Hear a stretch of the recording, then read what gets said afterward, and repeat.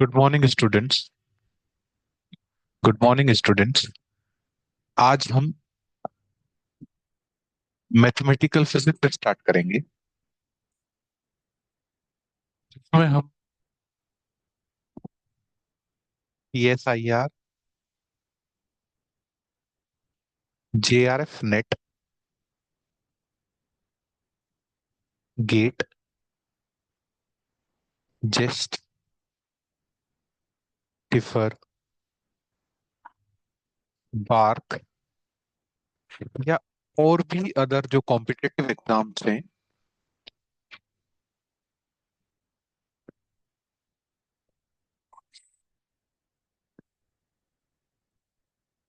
Related to your PG and PhD, उससे related जो भी मैथमेटिकल फिजिक्स का कोर्स है उस सबको हम आने वाली सक्सेसिव क्लास में डिस्कस करेंगे। ठीक है। मेनली फोकस हमारा इन पांच पे रहेगा, और अगर ये पांच हो गए तो बाकी के एग्जाम आपके इजीली कवर हो जाएंगे। हम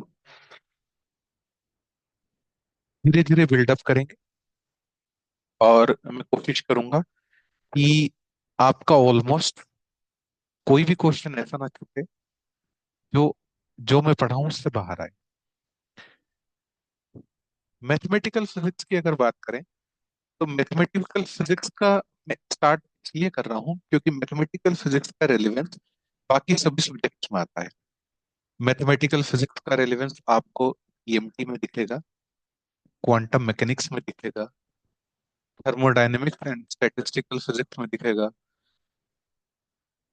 ठीक है, वेव्स में दिखेगा, क्लासिकल में भी आता है, nuclear and particle physics, atomic, मतलब ऑलमोस्ट हर बुक में आपको मैथमेटिकल फिजिक्स का रेलेवेंस दिखेगा। इसीलिए मैं मैथमेटिकल फिजिक्स से स्टार्ट कर रहा हूँ। जहां तक मैथमेटिकल फिजिक्स की बात करें तो जो टोटल कोर्स होता है वो आपका लगभग 120 to 145 आवर्स का कोर्स होता है। हमारी जो क्लास चलेगी वो लगभग 2 से ढाई घंटे की क्लास रहेगी। ठीक है। तो इस हिसाब से आपका जो कोर्स है वो लगभग लगभग 60 से 65 क्लास में आपका खत्म हो जाएगा। ठीक है। उससे कम में भी हो सकता है। ठीक है। लेकिन मैं कोशिश करूंगा कि 60 से 65 क्लास में आपका खत्म हो जाए, कम ज्यादा वो होता रहता है। ठीक है। ऐसा कोई हार्ड एंड फास्ट रूल नहीं है कि इतना ही रहेगा। वो क्वेश्चंस कितने होंगे उसके हिसाब से ये ड्यूरेशन वेरी करता रहेगा। हम क्या करेंगे, टॉपिक्स वाइज डिवाइड करेंगे, और डेली हम टॉपिक डिस्कस करेंगे। उसके बाद हम प्रीवियस ईयर क्वेश्चंस करेंगे, और प्रीवियस ईयर क्वेश्चंस के साथ साथ मैं आपको होमवर्क दिया करूंगा। ठीक है। जो भी पढ़ाया जाएगा उससे रिलेटेड आपको होमवर्क दिया जाएगा। क्लास वर्क में मैं आपको क्वेश्चन कराऊंगा, क्लास वर्क और पीवाईक्यू मैं कराऊंगा, होमवर्क आपको करना होगा। अगर होमवर्क में कोई डाउट आएगा तो आप कमेंट्स में डाल के, ठीक है, नीचे आप कमेंट्स में लिख के मेरे से जो भी आपको डाउट आए वो आप पूछ सकते हैं। ठीक है। बाकी मैं कोशिश करूंगा कि आपको जो पढ़ाऊं उससे रिलेटेड कोई डाउट ना रहे। होमवर्क में कोई डाउट आता है तो नेक्स्ट क्लास में मैं आपके कमेंट्स पढ़ूंगा, और नेक्स्ट क्लास में जो भी आपको डाउट हो रहा होगा उस डाउट को क्लियर करेंगे। ठीक है। और आज की जो पहली क्लास है हमारी, आज की पहली क्लास में हम सिलेबस देखेंगे। ठीक है। मैथमेटिकल फिजिक्स का क्या सिलेबस है, इसका कैसे पढ़ना है, स्ट्रेटेजी देखेंगे। ठीक है। और अगर टाइम बचा तो हम इंट्रोडक्शन टू वेक्टर्स करेंगे। पहली क्लास में हम वेक्टर्स को डिस्कस करेंगे।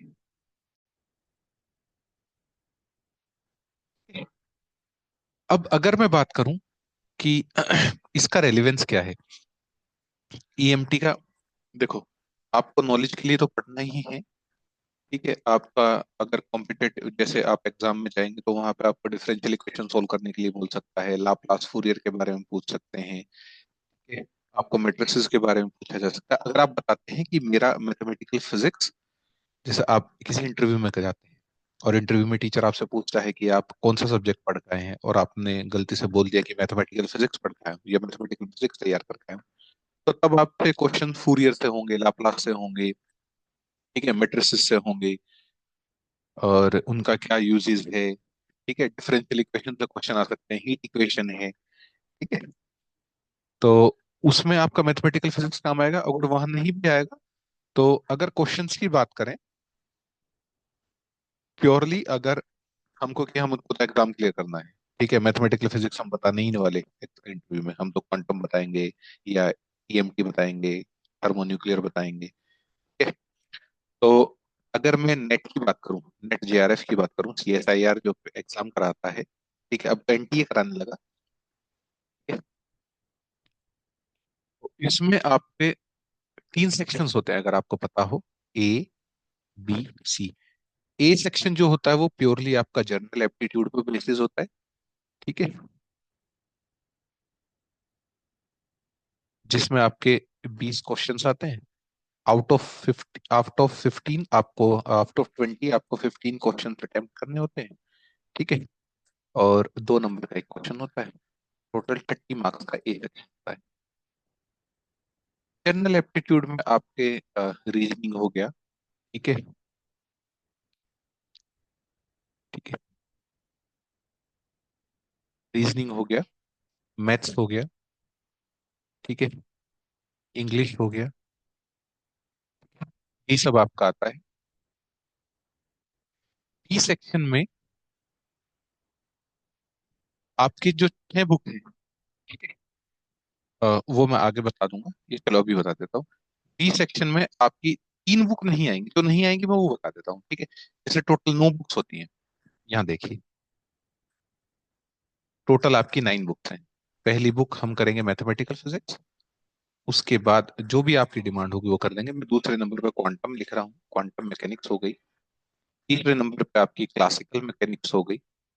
चौथे नंबर पे आपकी थर्मोडायनेमिक्स एंड स्टैटिस्टिकल फिजिक्स हो गई। पांचवें नंबर पे आपकी इलेक्ट्रॉनिक्स हो गई। छठे नंबर पे आपकी ईएमटी हो गई। सातवें पे आपकी न्यूक्लियर एंड पार्टिकल फिजिक्स हो गई। आठवें नंबर पे आपकी सॉलिड स्टेट फिजिक्स हो गई। और 9वें नंबर पे आपकी एटॉमिक एंड मॉलिक्यूलर फिजिक्स हो गई। ठीक है, तो ये जो 6 बुकें हैं, ठीक है, ये आपकी बी सेक्शन में आती है। ये 6 प्लस ये 3 बुकें आपकी सी सेक्शन में। इन 3 बुक से बी सेक्शन में कुछ नहीं आएगा। Nuclear particle physics, statistical physics, atomic and molecular physics. Clear? तो यहाँ पे आपके 25 क्वेश्चन आते हैं, जिनमें से आपको 20 क्वेश्चन अटेम्प्ट करने होते हैं। एक क्वेश्चन 3.5 नंबर का। टोटल आपके मार्क्स हो जाएंगे 70।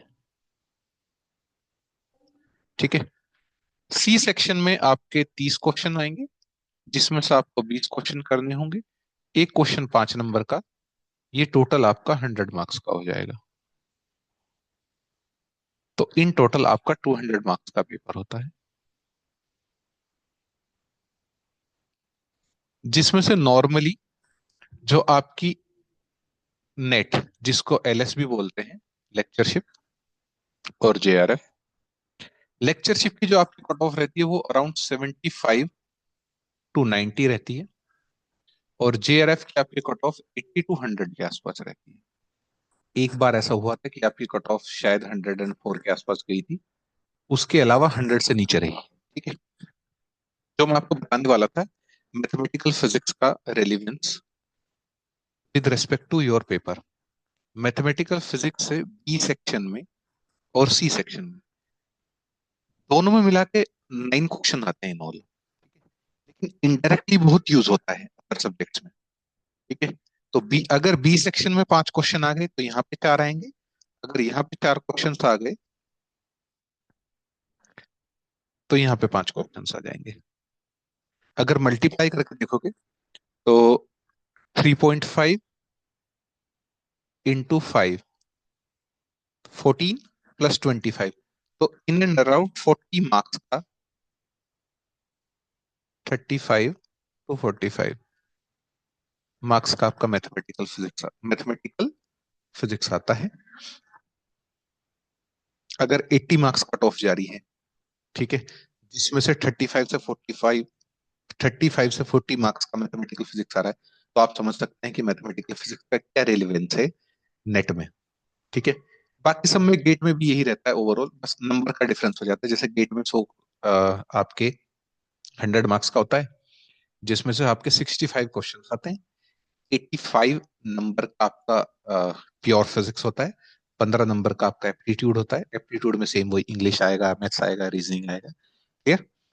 टेस्ट में आपका जनरल एप्टीट्यूड नहीं आता है, यहाँ पे प्योरली पहले तो 100 मार्क्स का होता था, लेकिन अब वो चेंज करने लगे हैं। कभी 120 का हो जाता है, 125, 130, 100 का। ठीक है। ऐसे 85 का भी वेरी करता रहता है। बार का आपका 300 मार्क्स का होता है। ठीक है। 100। क्लियर है। तो आप देख रहे हैं कि ऑलमोस्ट 50% आपका मैथमेटिकल फिजिक्स कवर कर रहा है।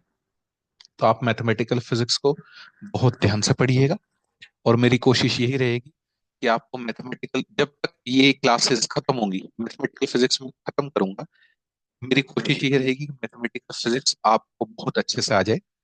आप ना सिर्फ क्वेश्चंस अच्छे से कर पाए, आप जो कंसेप्ट है वो भी अच्छे से खुद भी समझ पाए, और अगर आपसे कोई समझना चाहे या कोई पूछे तो आप उसको भी बहुत अच्छे से समझा पाए। ठीक है। तो इसी उद्देश्य के साथ, with that purpose, I am, अगर आपको इससे रिलेटेड कोई क्वेश्चन आ रहा है, ठीक है, तो आप कमेंट्स में पूछ लीजिएगा, वरना अब मैं आपको सिलेबस पे लेके चलता हूँ। ठीक है। ये आपका सिलेबस है। जहां तक डायमेंशनल एनालिसिस की बात है, ये डायमेंशनल एनालिसिस आपने, just a second,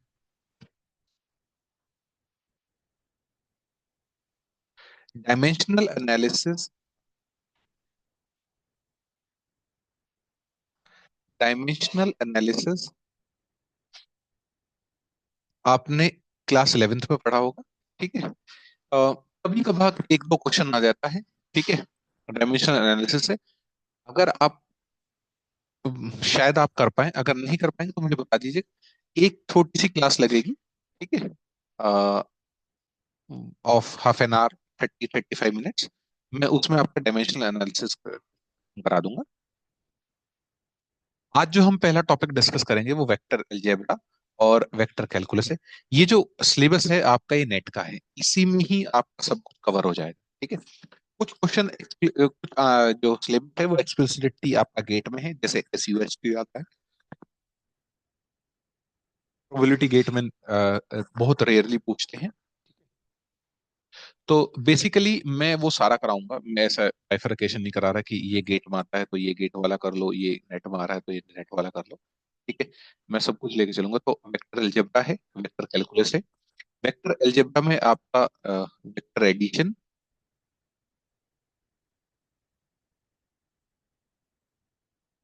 addition subtraction same ही होता है। ठीक है। अलग से नहीं होता। वेक्टर मल्टीप्लिकेशन, डिवीजन होता नहीं। तो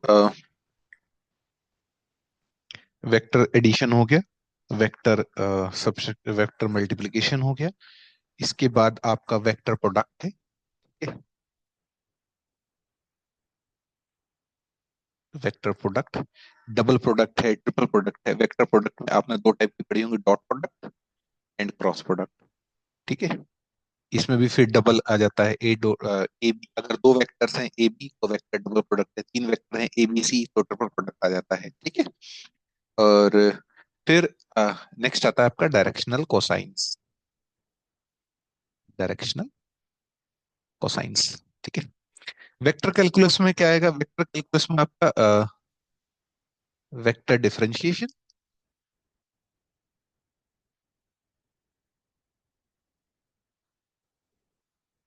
वेक्टर इंटीग्रेशन, ठीक है। वेक्टर डिफरेंशिएशन में आपका कर्ल आ जाएगा, ग्रेडियंट आ जाएगा, डाइवर्जेंस आ जाएगा। ठीक है। वेक्टर इंटीग्रेशन में आपका सरफेस इंटीग्रेशन है, वॉल्यूम इंटीग्रेशन है, इसी में फिर आपका स्टोक्स थ्योरम आ जाएगी, गॉस डाइवर्जेंस थ्योरम आ जाएगी। ठीक है। और फिर लीनियर अलजेब्रा है, मैट्रिसेस है। जैसे जैसे हम आगे बढ़ते जाएंगे, ठीक है, तो हम इसको डाइसेक्ट करते जाएंगे इसलिए। ठीक है, तो आप एक बार सिलेबस देख लीजिएगा। अ, फिर ये जो था, अ, ये जो सिलेबस था, ये बी सेक्शन का था। ठीक। जो CSIR ने सिलेबस दिया हुआ है, वो बाइफरकेट करके दिया हुआ है, बी सेक्शन और सी सेक्शन का अलग अलग दिया हुआ है। बी सेक्शन का सिलेबस ये है, और आपका सी सेक्शन का सिलेबस ये है। मतलब जो इन जनरल वो कोशिश करते हैं कि सी सेक्शन से इन्हीं सब्जेक्ट, इन्हीं टॉपिक से क्वेश्चन पूछे जाए। ऐसा कोई हार्ड एंड फास्ट रूल नहीं है। ठीक है, तुम जाके CSR को बोल नहीं सकते कि सी सेक्शन में उधर से क्यों सवाल पूछ लिया। ठीक है, उनकी मर्जी है, वो कहीं से पूछ सकते हैं, लेकिन उन्होंने सिलेबस बाइफरकेट करके दिया है। ठीक है, बी और सी सेक्शन करके लिखा हुआ है। ये जो सिलेबस है आपका, ये आपका बी सेक्शन के लिए है। और अगला जो है, इसमें ग्रीन फंक्शन है, पार्शियल डिफरेंशियल इक्वेशन है, जैसे मैंने हीट इक्वेशन बताया था ना, लाप्लास इक्वेशन है, वेव इक्वेशन है, हीट इक्वेशन 2 और 3 डायमेंशन में है। ये SU2 मैट्रिक्स है, U3 मैट्रिक्स है, टेंसर है, न्यूमेरिकल टेक्निक है। क्लियर? तो अगर आपको सिलेबस वगैरह में क्लियर है, ठीक है, तो अब हम अपना नया पहला, नया क्या, पहला जो टॉपिक है, वेक्टर एल्जेब्रा, स्टार्ट करते हैं। तो वेक्टर अलजेब्रा में आपका जो पहला चीज आती है, ठीक है, सबसे पहली बात तो वेक्टर्स क्या होते हैं। ठीक है, व्हाट आर, या व्हाट इज वेक्टर।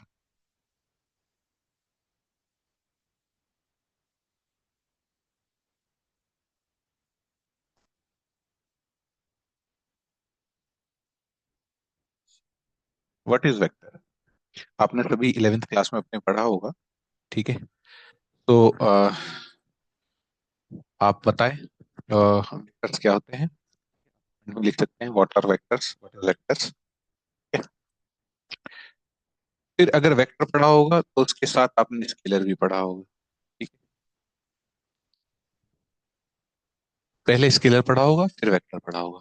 ठीक है, तो देखो, अगर वेक्टर की बात करें, तो हम फिजिक्स में ही वेक्टर पढ़ते हैं। ठीक है, तो there are certain physical quantities.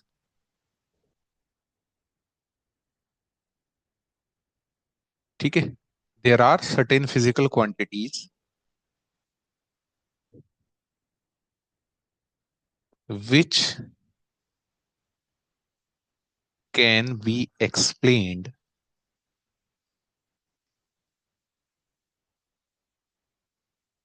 Bye direction as well as magnitude. वो सारी फिजिकल क्वांटिटीज जिनको एक्सप्लेन करने के लिए, ठीक है, हमको डायरेक्शन भी चाहिए और मैग्नीट्यूड भी चाहिए। वो सारी फिजिकल क्वांटिटीज वेक्टर्स होती हैं। कैसे? आप एक एग्जांपल से समझो। मान लो मेरे पास ये, मेरे पास ये 10 रुपए का नोट है। ठीक है, अब एक इंसान इसको यहां से खड़ा होकर देख रहा है। ठीक है, एक इंसान इसको यहां से खड़ा होकर देख रहा है, और एक इंसान इस 10 के नोट को लेकर भग रहा है। ठीक है, तो इसके देखने में, इसके देखने में, इसके देखने में, क्या ये 10 रुपए चेंज होंगे? नहीं होंगे। ये 10 रुपए 10 रुपए ही रहेंगे। ठीक है, तो ये इंडिपेंडेंट ऑफ डायरेक्शन है। ठीक है, तो ऐसी सारी क्वांटिटीज को, जैसे, चलो एक और एग्जांपल लेते हैं। जैसे आपका हीट है। ठीक है, टेम्परेचर है। अब अगर हम बाकी सारी कंडीशंस को हटा दें, ठीक है, और एक आदमी है जो चल रहा है, ठीक है, और एक आदमी खड़ा हुआ है, एक आदमी तेज दौड़ रहा है, उन सबको टेम्परेचर सेम फील होगा। आप अगर उस कंडीशन को हटा दें कि हवा चल रही है, हवा लगेगी तो ठंड फील होगी, अगर उस कंडीशन को इग्नोर कर दें तो समझने के लिए समझिए, ठीक है। तो टेम्परेचर जो है वो डायरेक्शन से इंडिपेंडेंट है, ठीक है। कोई आदमी अगर इस तरफ को चलते हुए आ रहा है और कोई आदमी इस तरफ को चलते हुए आ रहा है, सेम स्पीड से, दोनों का टेम्परेचर सेम फील होगा, ठीक है। तो टेम्परेचर हुआ या मनी हुई, वो इंडिपेंडेंट ऑफ डायरेक्शन है, वो डायरेक्शन पे डिपेंड नहीं कर रहे हैं। लेकिन अगर मैं, एक कार है, ठीक है,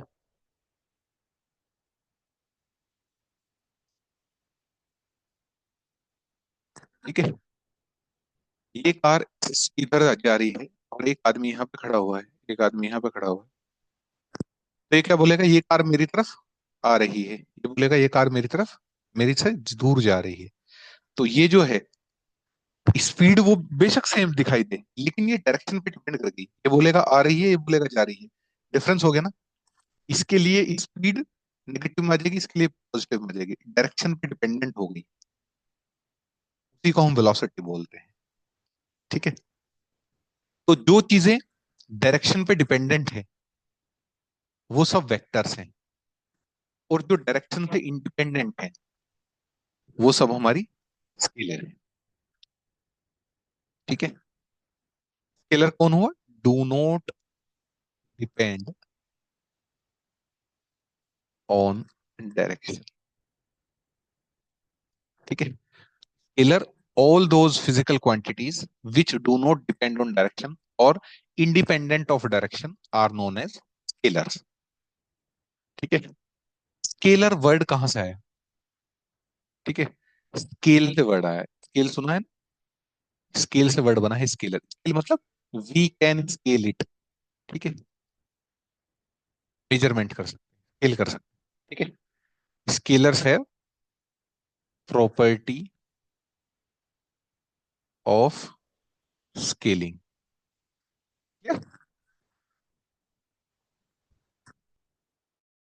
वेक्टर में आपको आई होप क्लियर होगी, वेक्टर और स्केलर में। अगर नहीं हुआ है तो मैं और अच्छे से नेक्स्ट क्लास में समझा दूँ, आप मेरे को बता दीजिएगा। तो अगर ये क्लियर है आपको,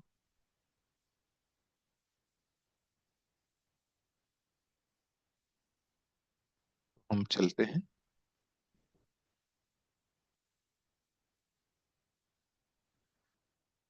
नेक्स्ट हमारा टॉपिक है वेक्टर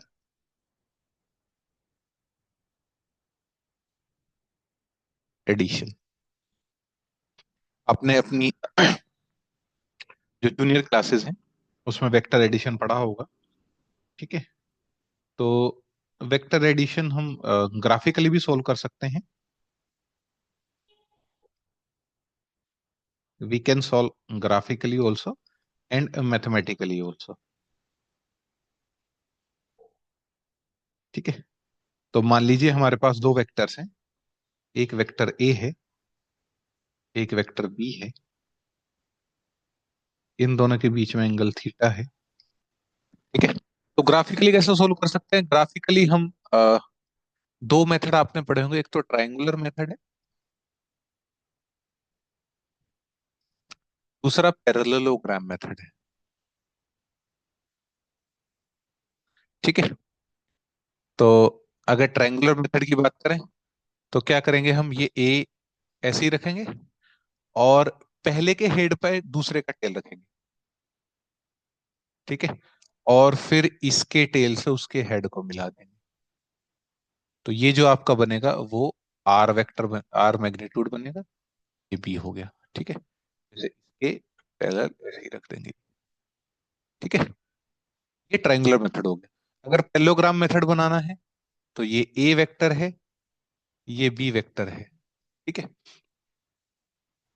दोनों के पैरेलल लाइंस ड्रॉ करो, ठीक है, और ये जो आया ये रिजल्टेंट आर, ये बी है, ये ए है, ठीक है, ये पैरेललोग्राम मेथड हो गया। दोनों का निकालने का तरीका अलग अलग होगा। ठीक है, वो मैं अभी बताता हूँ कैसा होगा। तो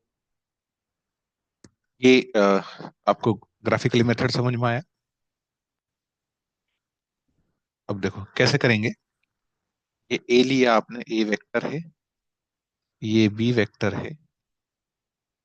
क्या करेंगे, बी वेक्टर की प्रोजेक्शन ए वेक्टर पे डालेंगे। ठीक है, और अच्छा ये जब आया ना, तो इन दोनों के बीच में रिजल्टेंट एंगल कितना बना रहा है, उस एंगल को बोलेंगे एल्फा।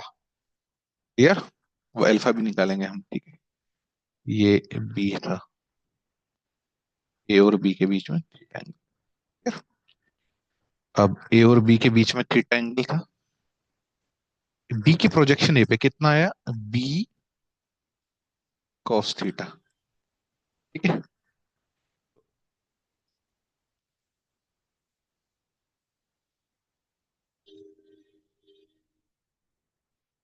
अब मान लो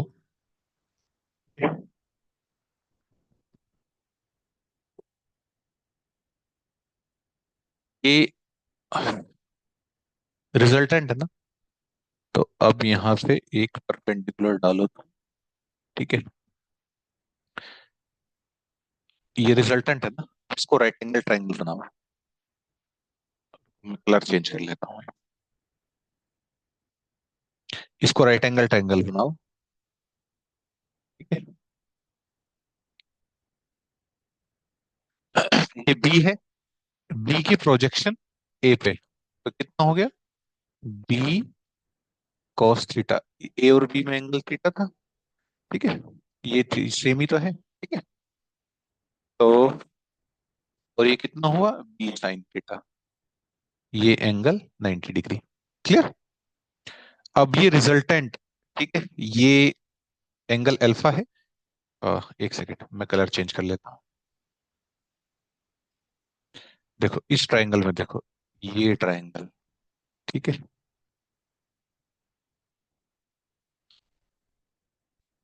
ये राइट एंगल ट्रायंगल है। इस राइट एंगल ट्रायंगल में तुम पाइथागोरस लगाओ। ठीक है, R square is equal to, ये लाइन कितनी हुई, a plus b cos theta, a plus b cos theta का स्क्वायर प्लस साइन थीटा का स्क्वायर आर स्क्वायर। तो रिजल्टेंट आ जाएगा हमारे पास, आर कितना हुआ, a square plus b square cos square theta plus 2ab cos theta plus b square sine square theta. तो आर स्क्वायर हमारे पास हो गया a square plus b square cos square theta, b square sine square theta, b square common ले लूंगा और sine square theta plus cos square theta 1। तो b square sine square theta plus cos square theta plus 2ab cos theta, ये 1 हो जाएगा। R square is equal to a square plus b square plus 2ab cos theta, और R हमारे पास आ गया under root a square plus b square plus 2ab। ये हमेशा याद रखना, जब भी दो वेक्टर का आपको सम निकालना होगा, दो वेक्टर ए और बी जो कि थीटा एंगल पे इंक्लाइंड है, तो उनका जो रिजल्टेंट आएगा वो a square plus b square plus 2ab cos theta आएगा, जबकि जो कि थीटा उन दोनों के बीच का एंगल है। ठीक है, अब ए से कितना एंगल बना रहा होगा, तो अल्फा कितना आ रहा होगा, तो इस ट्रायंगल में टेन अल्फा निकालो। टेन अल्फा कितना आ रहा होगा,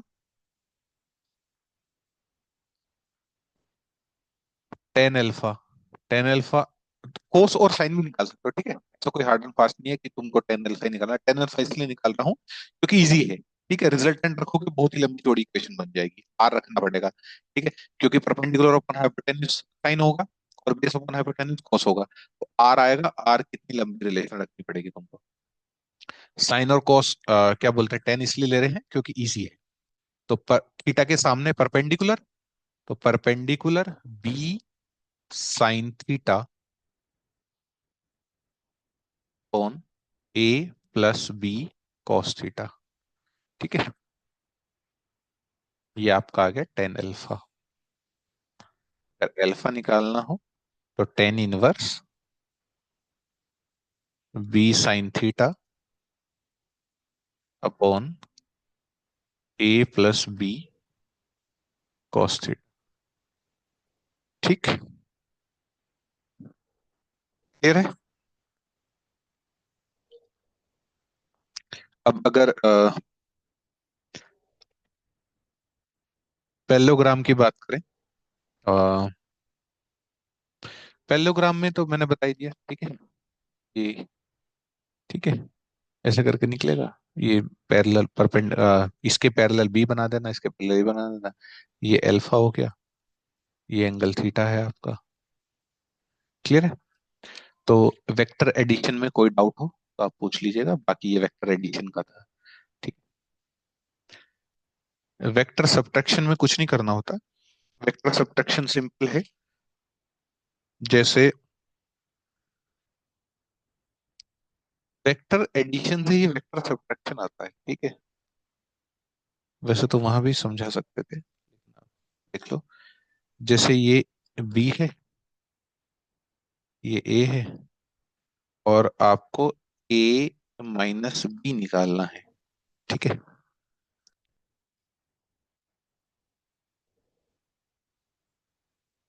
जो आर है वो ए प्लस बी है। ये आर का मैग्नीट्यूड आया है। ठीक है, तो आपको आर निकालना है। अरे मैग्नीट्यूड नहीं था, एक सेकंड।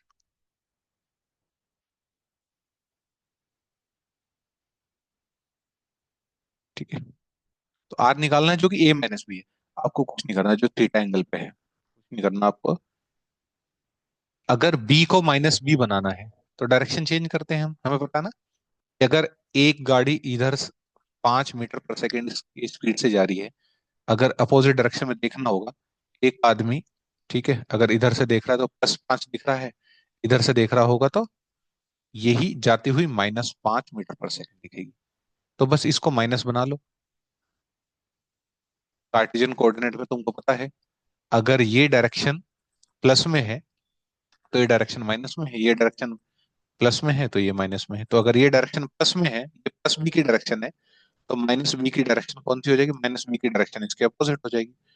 तो ये माइनस बी की डायरेक्शन आ जाएगी, ये माइनस बी रहा। अब अगर रिजल्टेंट निकालना हो,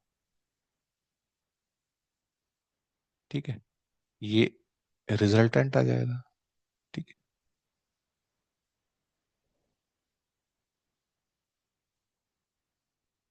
क्लियर है?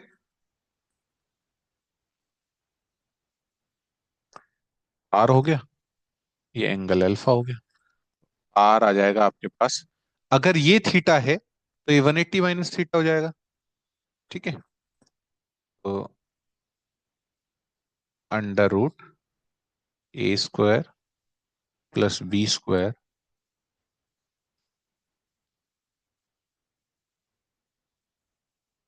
2ab cos theta. ठीक है, माइनस कैसे आया देखो, 2ab ये था ना, यहाँ देखो, इससे ऊपर कर दे, मैंने डायरेक्ट लिख दिया। a² plus b² plus 2ab कोस 180 माइनस थीटा। कोस 180 माइनस थीटा, कोस 180 माइनस थीटा होता है माइनस कॉस थीटा। ठीक है, तो इसलिए ये माइनस आ गया। इतना ही फर्क आएगा और कोई फर्क नहीं आएगा। ठीक है, तो ये आपका वेक्टर सब्ट्रैक्शन हो गया। नेक्स्ट हम देखते हैं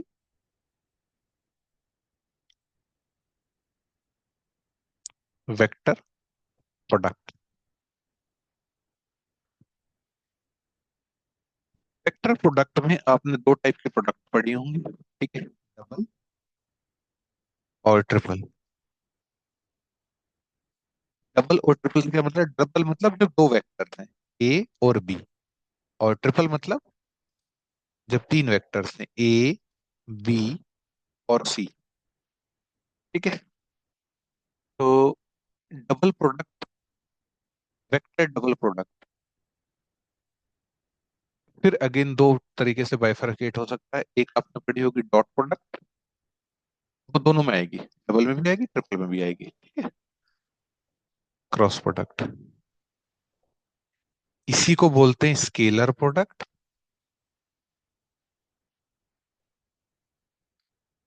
या वेक्टर प्रोडक्ट।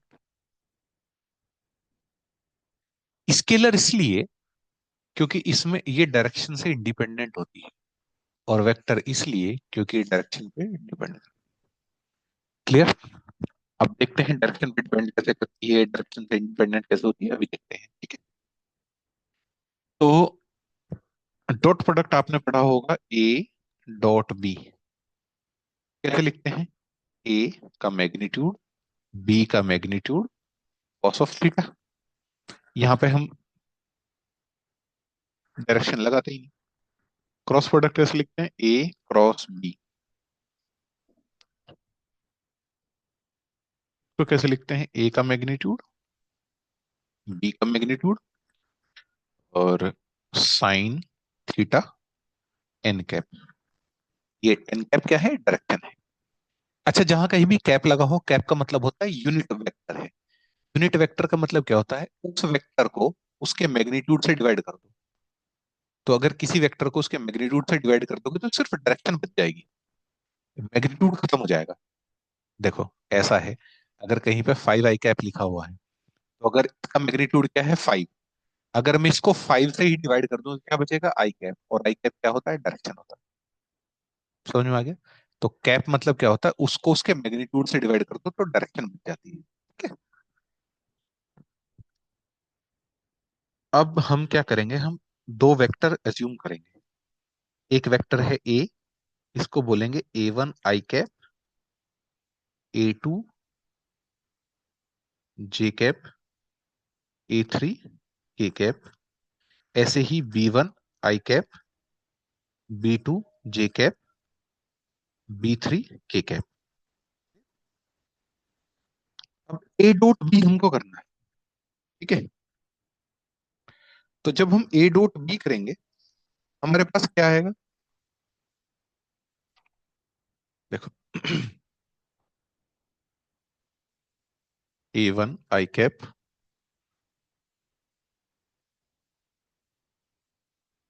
प्लस A2 जे कैप प्लस A3 के कैप, B1 आई कैप, B2 जे कैप, B3 के कैप। करो A1 dot A2, A1 dot B1, और I1 डॉट I1। ठीक, तो डॉट लगाओ या ना लगाओ, मल्टीप्लाई है, ठीक है। क्योंकि स्केलर में आप 5 इंटू 5, 5 इंटू 6 लिखो या 6 इंटू 5 लिखो, एक ही बात है। तो ए और बी स्केलर है, और स्केलर के साथ अगर डायरेक्शन जुड़ गई तो वो वेक्टर हो गया। जैसे एक A1 स्केलर है, उसके साथ डायरेक्शन क्या जुड़ी? आई कैप, तो वो इस वेक्टर बन गया। आई डॉट आई, ठीक है। तो ये अगर इसको मैं ऐसे ही खोलूं डॉट प्रोडक्ट को, तो आई कैप, देखो यहाँ देखो, मैं कलर चेंज कर लेता हूँ एक सेकंड। तो आई डॉट आई कैप का मैग्नीट्यूड डॉट आई कैप का मैग्नीट्यूड, कॉस ऑफ दोनों के बीच में एंगल 0, ठीक है। आपने पढ़ा होगा आई जे के एक Cartesian, rectangular Cartesian coordinate system बनाते हैं। ये आई कैप है, ये जे कैप है, ये के कैप है, डायरेक्शन है, ठीक है। तो आई और आई के बीच में एंगल 0, और ये यूनिट मैग्नीट्यूड है, यूनिट वेक्टर है। यूनिट मतलब 1, तो 1 into one cos zero one, तो आई डॉट वाई वन आ गया। अगर मैं जे डॉट जे करूंगा ऐसे ही, तो यही सेम जे डॉट जे के साथ आएगा, और यही सेम के डॉट के साथ आएगा, जिसकी वैल्यू होगी वन। अगर मैं जे डॉट के करूं या आई डॉट के करूं, तो क्या आएगा, one into one cos of 90, क्योंकि जे और के बीच में एंगल 90 है, आई और जे के बीच में भी एंगल 90 है, और के डॉट आई के बीच में भी एंगल 90 है, तो ये हो जाएगा जीरो। तो यही सेम होगा आई डॉट के और आई डॉट जे। क्लियर? तो हर एक की वैल्यू जीरो है। अगर मैं इसमें तीन टर्म बचेंगी और बाकी की छह टर्म जीरो हो जाएंगी। आई डॉट आई बचेगा, जे डॉट जे बचेगा, और के डॉट के बचेगा, बाकी सभी टर्म जीरो हो जाएंगी। तो A1 B1 A2 B2 A3 B3, A1 B1 A2 B2 A3 B। Clear है? ये शायद आपको आता भी होगा, ठीक है। जिनको नहीं आता है उनके लिए, ठीक है। जिनको आता है वो इसको या तो 2x पे देख सकते हैं या स्किप कर सकते हैं, ठीक है।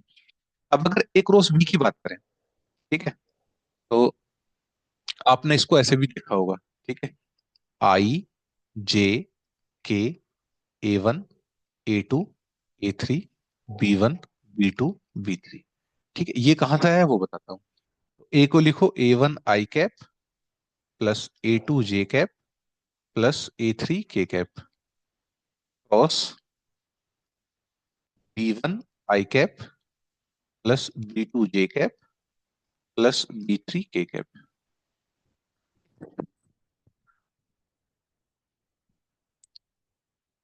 अब अगर क्रॉस प्रोडक्ट की बात करें,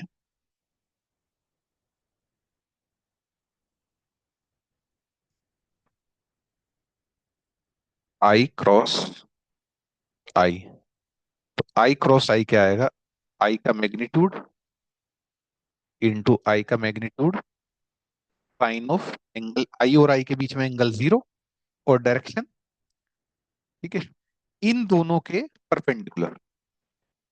इन दोनों के परपेंडिकुलर कैसे लिखा जाता है वो भी अभी बताऊंगा, ठीक है। तो कितना हो गया ये, साइन जीरो जीरो।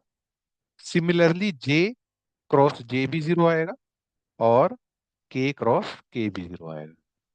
क्लियर है? फिर अगर हम बात करें आई क्रॉस जे की, तो आई का मैग्नीट्यूड जे का मैग्नीट्यूड साइन एंगल 90। अब देखो, जो क्रॉस प्रोडक्ट है वो वेक्टर प्रोडक्ट है, डायरेक्शन पे डिपेंड करती है। तो आई और जे का क्रॉस प्रोडक्ट कौन सा एंगल आएगा, आई नहीं आ सकता, क्योंकि इसमें आई अगर आएगा तो जीरो हो जाएगा उसी डायरेक्शन में। जे नहीं आ सकता, उसी डायरेक्शन में जीरो हो जाएगा, तो बचा कौन सा, के कैप। इसलिए ये परपेंडिकुलर डायरेक्शन पे है, ठीक है। तो ये आ जाएगा के कैप। आई जे के आ गया। ऐसे ही आई क्रॉस अगर के करोगे, ठीक है, तो ये माइनस जे आएगा, क्योंकि अपोजिट डायरेक्शन में जा रहा है, करके देखिए, ठीक है। क्योंकि आई और जे के बीच में परपेंडिकुलर अगर जाओगे क्रॉस प्रोडक्ट, ये निकलता है right hand thumb left thumb rule से, ठीक है। और जे क्रॉस के करोगे, आई आएगा। सिमिलरली के क्रॉस जे करोगे, माइनस आई आएगा। कितने हो गए, एक दो तीन चार, दो और बचे हैं, ठीक है। जे क्रॉस आई माइनस के, आई क्रॉस जे हो गया, जे क्रॉस आई हो गया, आई के हो गया, के क्रॉस आई बचा है, के क्रॉस आई, कितना बचा, जे। क्लियर? अब को यहाँ पे ये जो अभी हमने निकाले हैं, उनको यहाँ पे यूज करेंगे। तो देखो, A1 आई क्रॉस आई तो जीरो हो जाएगा, जे क्रॉस जे भी जीरो हो जाएगा, के क्रॉस के भी जीरो हो जाएगा। तो दूसरे वाले लेके चलो, A1 B2 I cross J, I cross J कहाँ पे है? I क्रॉस J, ये आ गया। फिर प्लस A2, A1 ही चल रहा है ना अभी तो, A1 खत्म नहीं होना। तो A1 B3 I क्रॉस के क्या आ गया? -J। नेक्स्ट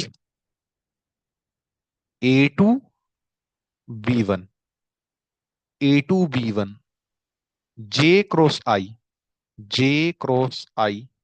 ये रहा J cross I -K plus A2B3 J cross K, ये रहा J cross K I cap. Similarly A3B1 K cross I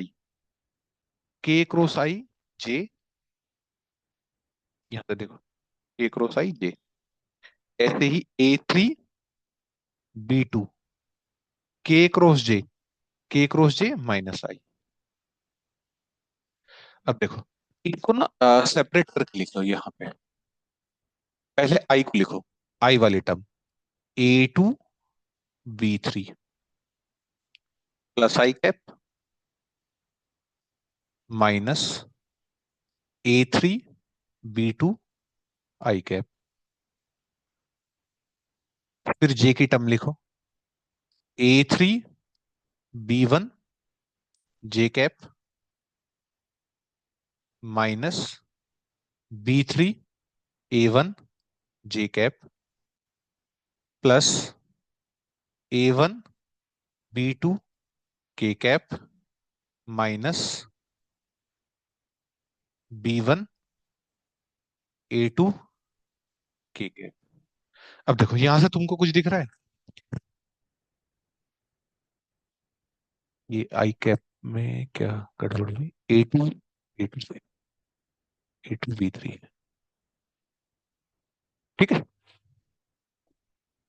A2B3 A3B1 B3A1 A1B2 B1A2, similarity सी दिख रही है। इसी को ही अगर तुम सॉल्व करोगे सेम ऐसे ही आ जाएगा। देखो A2B3 B2A3 A1B2 B1A2, तो जिसने पहली बार इसको सोल्व करा होगा उसने वो यहां तक आया होगा, ऐसे सोल्व करा होगा, यहां से यहां आया होगा, यहां से यहां। फिर उसने यहां से इसको मैट्रिक्स में देखा होगा कि इसको तो मैट्रिक्स की फॉर्म में लिखा जा सकता है, इसलिए इजीली सोल्व करने के लिए उसने इसको मैट्रिक्स की फॉर्म में ऐसे लिख दिया होगा। तो अब हम डायरेक्ट इसको मैट्रिक्स की फॉर्म में ऐसे लिख सकते हैं। अब देखो, इसमें तुमको I cap J cap K cap दिखाई दे रहे हैं, यहाँ तुमको I cap J cap K cap दिखाई नहीं दे रहे। इसीलिए इस प्रोडक्ट को बोलते हैं स्केलर प्रोडक्ट, क्योंकि यहाँ पे तुम्हारे पास कोई डायरेक्शन नहीं है। डायरेक्शन क्यों नहीं है अभी 2 मिनट रुको, एक और तरीके से बताता हूँ।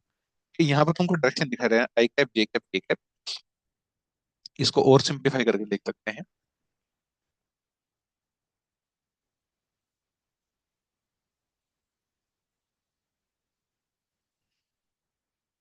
यहाँ देखो A2B3 -A3B2 I cap A cross B plus A3B1 -B3A1 J cap plus A1B2 B1A2 K cap. Clear है? तो ये देखो I cap J cap K cap vector आ रहा है, वेक्टर में ये सब आता है। देखो यहाँ I cap J cap K cap है यहाँ भी, ठीक है।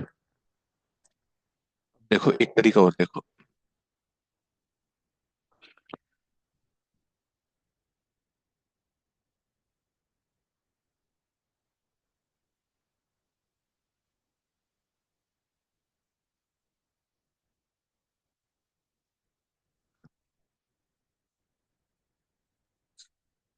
तुमने पढ़ा होगा कि जो स्केलर प्रोडक्ट होता है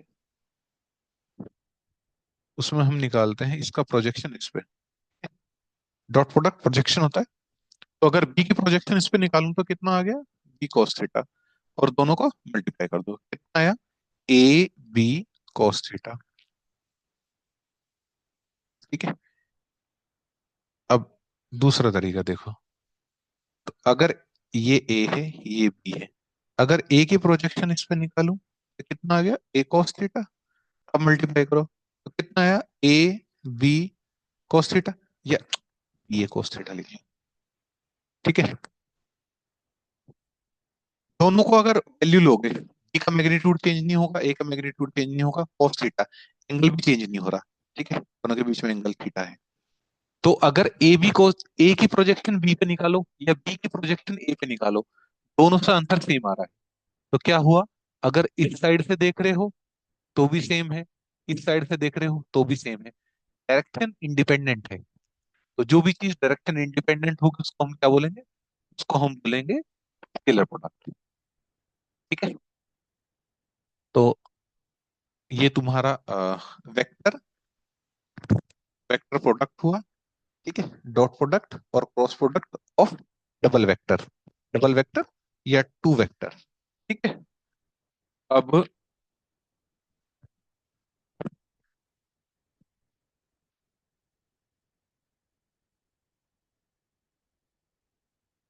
अगले आज की क्लास थोड़ी ज्यादा लंबी ना हो जाए, इसलिए मैं यहीं पे रोकता हूँ। नेक्स्ट क्लास में हम ट्रिपल प्रोडक्ट पढ़ेंगे। ठीक है।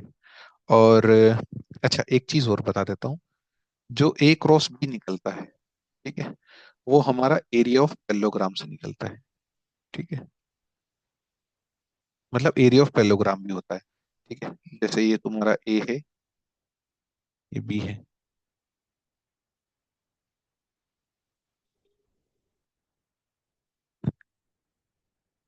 पैरेलल लाइन ड्रॉ करो ए और बी के। ठीक है, तो कैसे निकलता है वो। ठीक है, देखिए, बी का प्रोजेक्शन ए पे ले लो।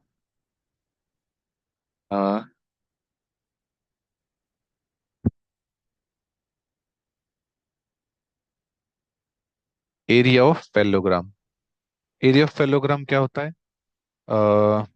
बेस इंटू हाइट, ये होता है ना।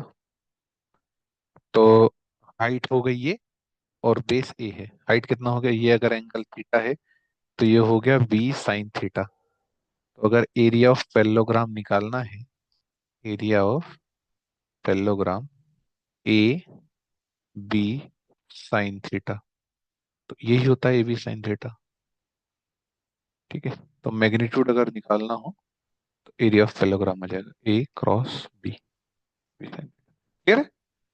और एरिया ऑफ, अगर इसको दो हिस्सों में डिवाइड कर दो, ठीक है, ऐसे, एक ट्रायंगल ये है, एक ट्रायंगल ये है, तो एरिया ऑफ पेलो ये हो जाएगा, एरिया ऑफ ट्रायंगल हो जाएगा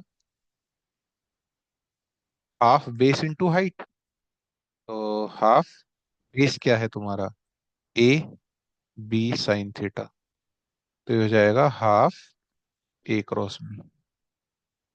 ये चीजें याद रखना। ठीक है, बाकी क्वेश्चन हम नेक्स्ट क्लास में देखेंगे। ठीक है, अभी के लिए इतना ही है। नेक्स्ट क्लास में मैं बहुत जल्दी डाल दूंगा। ठीक है, कोशिश रहेगी आज ही डाल दूं। ठीक है, अगर नहीं डलती तो अब से डेली क्लास आएगी।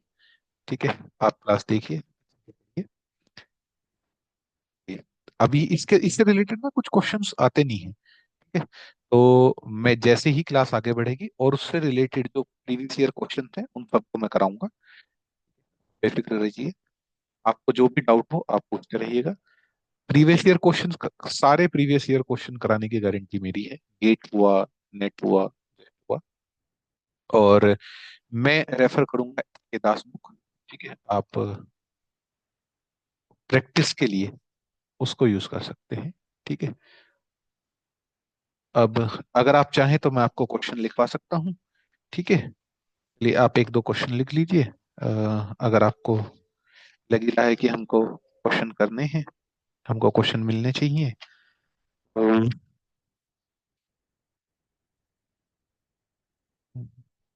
Just a second.